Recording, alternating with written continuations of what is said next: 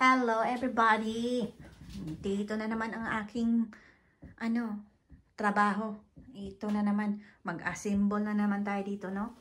So, ito ay 25 kilos. So, panit siya, guys. Kasi tinapon ko yung sopa namin. Oh, ito. Ganito siya. Ang bigat-bigat nito, no? Tapos ako lang mag-isa mag-assemble. So, we'll see kung ano ang ating, nito. Ganyan siya, ganyan. Ganyan ang kalabasan niya. So, ito, kasi tinapon ko yung aming sopa. Yan ang ipapalit ko dito sa aming TV room. Pangit ng weather, guys. Ito yung mga pusa ko ba, no? Ito. Nilagyan ko kasi ng Christmas light dyan sa bintana. Yung mga pusa ko, maakyat dito, guys. Sinuhulog nila ang Christmas tree. Sinuhulog nila. Hindi ako nag-Christmas tree kasi naakyatan ng mga pusa ko. Yes. Ang dami kong mga figurine sanang i-display dito. Yung mga bahay-bahay ba, yung village. Christmas in the village. Yung mga Santa Claus, mga regalo. But lahat sila is mga babasagin. Kaya nabasagan ako ng 3 Christmas tree na figurine. Kaya hindi na muna ako naglagay ngayon. Mga next year na lang.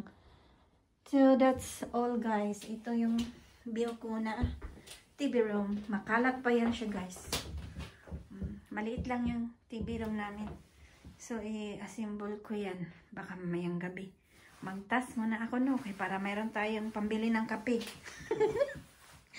Magtas muna ako, guys. Para mayroon tayong pambili ng kape next month. So the weather outside is very, very bad. Look at my view, my garden. Outside is nice now. The trees I planted there. It was 3 years now ago. So yeah, this is my view, guys. The weather is so bad. And that side is strawberry.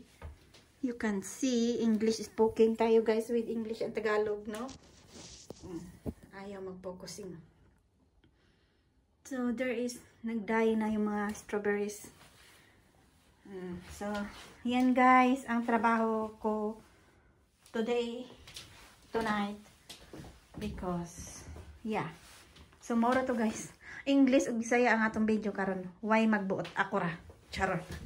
So that's all, guys. Thank you so much for watching, and this is my video, boring video for today.